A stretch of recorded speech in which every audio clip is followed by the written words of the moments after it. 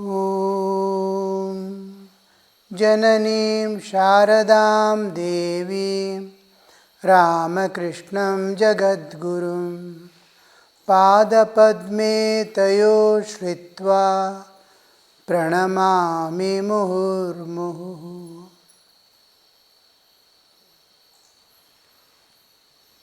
There was a technical problem, 2 minutes, 3 minutes over. Yes, we were discussing about Vivekananda, the Naren, expressing his devotional aspect silently, and one who knows, knows. Sri Ramakrishna is able to read in between the lines and understand the depth of his heart, what he wants to convey. There are two characteristics we see in Naren. One is intensely longing for realization. His search has begun early in his life, probably in childhood itself. And he is college-going student now, coming to Sri Ramakrishna. The search continues, but helplessly he is longing. Other thing is the devotional aspect. This song which we read expresses his devotional fervor. All others see just him singing, perhaps deeply engrossed in the words that he is uttering. May not be tears flowing out like a traditional devotee, but here you see the heart melting away in the expressions and the song he has selected. There are a few characteristics that we can see more in Naren. What are the features that a devotee has got? What does devotee display in his life? What are the factors that govern his life? From the body, if you go inward, the bodily, all actions that they do are desireless. They don't have any desire. We do every action in our life, behind that there is a desire. If we tell something, speak something, there is an intention behind, an expectation, a demand. All these are there. But when Naren works or any devotee works, devotee is always free from desires. Only desire is, I must meet my Lord somehow in this life, and I am ready to pay its price. After the body, we see pranas, energy. The prana, we see Sri Ramakrishna, pranarpana, jagatatarana. Same we see in devotees, extreme compassion for all beings. And Sri Ramakrishna has located this, and after the Nirvikalpa, he says you have to do the work of mother, and the key will be back to you. So that the whole pranas are pranarpana. He has done his whole being, given to Sri Ramakrishna, to be used as he wants. And the purpose of advent of Sri Ramakrishna is exclusively for the dharma samsthapana, for the evolution of individual jivas, upliftment of the society, and these things we see. The same features narrates every breath, every morsel of food that gives the energy is for the sake of this world. He is going to work for next till his end of his life. 39 years he lives. He has come at the age of 18, and 4 years, 9 months he will be with Sri Ramakrishna. Then Ramakrishna goes off, leaving him. And after the prana, you enter within the senses, free from attachment, free from seeking enjoyments. There are no attachments in devotee. He is intensely a passionate attachment for God and dispassion towards the world. Jogate virag, bhagavane anurag. These characteristics we see in case of a devotee. We are even place the clothes that we wear, a mobile, how much person is attached, you can see. If he loses a nearest relative, he may not be, but if he loses his mobile, immediately you must see the person becoming restless. Because not only he has lost all the things which was stored in it. All his history is there.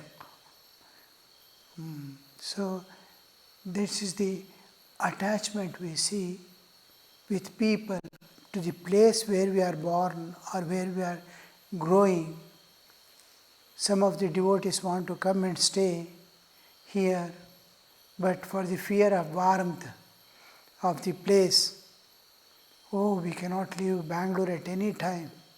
We are born and brought up that cool, pleasant place, and here hot, always sweating. No, this is not good for us. We are ready to sacrifice God's presence, but not bodily attachments. So, this is what we are attached to, everything what we have, what we possess, including body, intellect, my capability, everything. And there you see in Bhakta, there is no attachments. You can see, just imagine the state of Tukaram or anybody, Meera, Tulsidas, all saints you can see. Absolutely unattached, but intense attachment for God. This is one of the characteristics that why I am telling is what we have to develop. These are the features that we commonly see in devotee. How to be a devotee myself? What should I do to be a devotee? Free from. Then senses, then mind. You can see the stability of mind. Nothing can shake that mind. We are shaken by everything.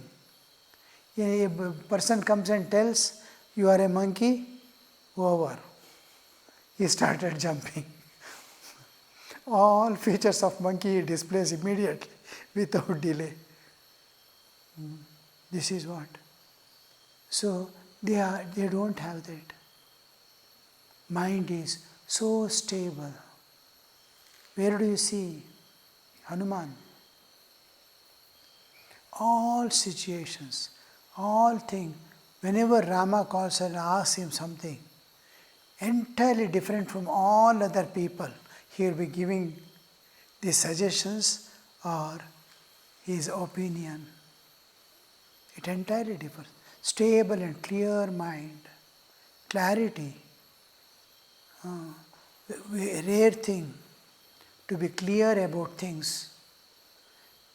Idam itham, this is this, clear in their mind and stable, not shaken by the situations of life, not shaken by people around. They always have some demands or comments.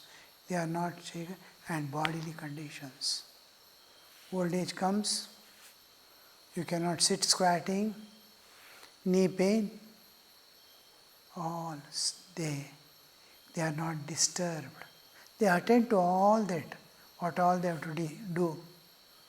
But mind is stable. And where is it?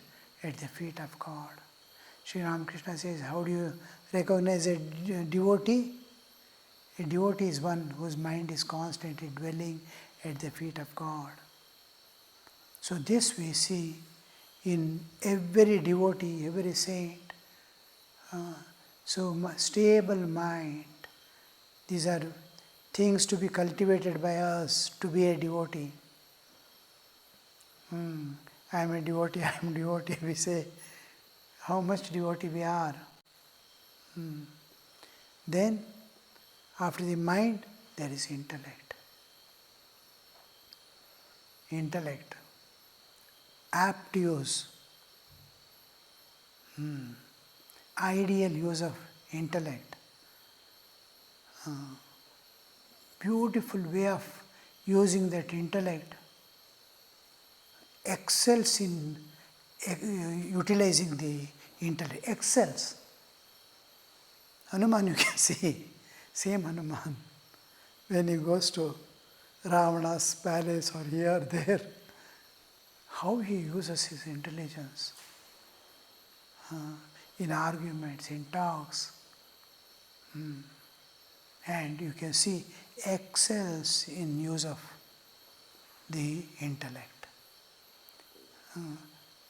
Any situation, whether it is talking to Vali or Sugriva or here, there, you can see his whole picture of his, how he uses his, and that intelligence doesn't belong to him. He doesn't possess that intellect. It belongs to God. His whole being, he uses the intellect subjected to God. It is just like a dog moves about but belongs to someone. A married woman moves about freely in the world but has a sense of belonging to some family, belonging to some person. As belonging, she moves about. The dog moves about belonging to someone. Like that, you can see children. My father is there, my mother is there, like Naren. What have you done to me? So that father and mother I belong to them. That belongingness is there. So his intellect he uses, excels in using, but he's always, it is governed, he has given to God to operate it. In my intellect, he is only an instrument he is possessing. Somebody is using it as if. So this is about the intellect. Then we see absolute equanimity. There is no difference between person and person. When he deals in the world, when he moves about, any person, whether he is a beggar or a rich man, in Bhagavad Gita, this Shunichaiva Swapakecha, Pandita Samadarshina, equal sightedness. A rich person, a poor man, a well-read, intelligent, another fool in the world, all are samanatva, seeing one in the same way. Whether President of India comes or a beggar comes, he treats in the same way. There is no difference. This is one of the features of, because he is devoted to God, and God, it is the nature of God to be equal to all. God doesn't differentiate. Even nature differentiates, but God doesn't differentiate. There is no injustice in God and nature, you can be assured. So that equal sightedness, one is by seeing divine in everyone. The God whom he worships every day, loves, intimately remains with God, that God's reflection is in every jiva. Otherwise, equanimity is not possible. A fool can never be equal to a wise man, nor a beggar to a aristocratic rich person. No. But when you see Chaitanya in them, when you see God in them, when you see divine in them, they are all equal. There is no difference. So differentiation dissolves when you see the divine. He is devotee of God. His awareness is filled with God. His heart is filled with God. So he will see that equanimity in him present at all times, not only in the morning and something in the evening. No, he will not change. Morning, 1 hour I am equal to all. No, at all times he is the same. That is the intellect, and then equanimity. And another feature you see is one-pointedness. Naren, you can see. All these characters I am speaking about, Naren excels in using the intellect, stability of mind. I am comparing with the other saints, but it is with respect to Naren what is having. So one-pointedness. If you can see him finishing one on books by just passing through the pages. He knows every bit what is the content. How much one-pointed mind must be there to penetrate into everything, and his life is 39 years. How much you see, people you will not see wise and grown up sufficiently even at the old age. There is no comparison at all. When it comes to Thakur, he has already finished all the Western philosophies. How much of... So, one-pointedness is one of the features. And what part is left over in the human? Heart is left over. Love. And that love is unconditional and universal. There are two aspects of love. One is expansive expression of love towards all being. One is focused aspect of love pointed to the Ishta Devata, God. The love, the heart.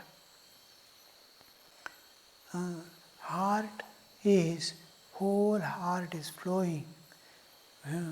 It is one-pointed. In God it is flowing. It is focused on God. And it is dispersed in the world towards all beings.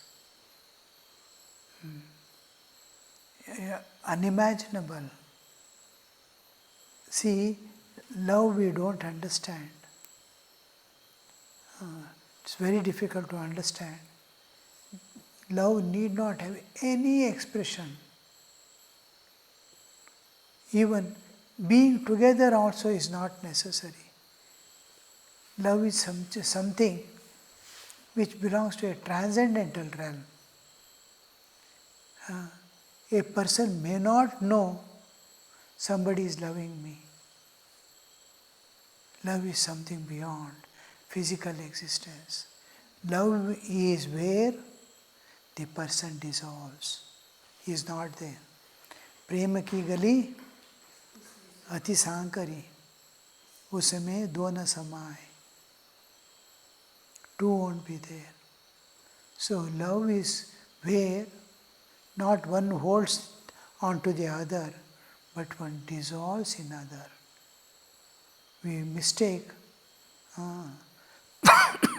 mother hugging the child is love. No.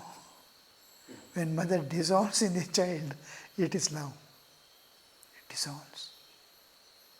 You can see mother dissolving when child goes away to some foreign country and never turns back or writes a letter or contacts. Now she will start melting away. So this is the feature we see. All these features you can see in a devotee and in Naren. Why do we say Naren is as icon of everything at every level of existence? As a child, as a newborn infant, as playing boy in the house, going to school, among the boys, how a student must be at a particular level of studies, at college level, while coming to Sri Ramakrishna as disciple. Everywhere you will see ideal being placed by him. He said. Then in attainments, in longing, and then he is a Acharya also. Throughout you will see an ideal is being expressed throughout his life and after also. How a soul evolves. And another aspect we have to accept is that he has come purely for this purpose of helping Sri Ramakrishna in his mission. Because the world is such, the condition of the world is in such a state that people cannot accept anything short of an ideal. The ideal is to be placed 100%. Otherwise, people will leave the whole thing, 99 you have done right things, one error that is made will be the whole attention, and they don't accept. You are presenting 99 perfection and one. This will not be excused by anybody nor followed by anybody. See, one saint was telling, saints pardon 100 mistakes out of 100 of people and run after them to give them solace and help them in their life. But if that sadhu or the preacher makes one mistake, the whole world will not tolerate. 100, he has done 99 good, right, and one mistake, for that one mistake he will be jailed. Whole life he has given to the world, but one mistake he does, it will work. People and government will not tolerate. This is what one saint was telling. So, ideal has to be placed 100%. If Sri Ramakrishna comes down to teach he has to get down many steps from the ideal. The ideal as it is, untouched, absolute perfection, he could keep, because Naren was there to carry him to every heart and place him and his message in every heart. That was the main purpose of Naren's coming. Sri Ramakrishna brings him to this world only to fulfill that condition of his keeping,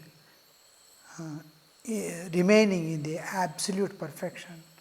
And it has to be, his coming down is for the sake of people, but he cannot convince anyone. So he has to give that to the whole world. And Naren takes that responsibility of enshrining everyone with Sri Ramakrishna's presence, every heart. Now you see, the whole thing is slowly blooming up. When I went to US, I saw people are longing to know, hear about how we can live together now, how we can live together. Some people came from Israel, and she was telling, I was surprised when I read Sri Ramakrishna. Oh, world has a way now. She exclaimed, telling, oh, when I read Sri Ramakrishna, I came to know that there is a way for the world.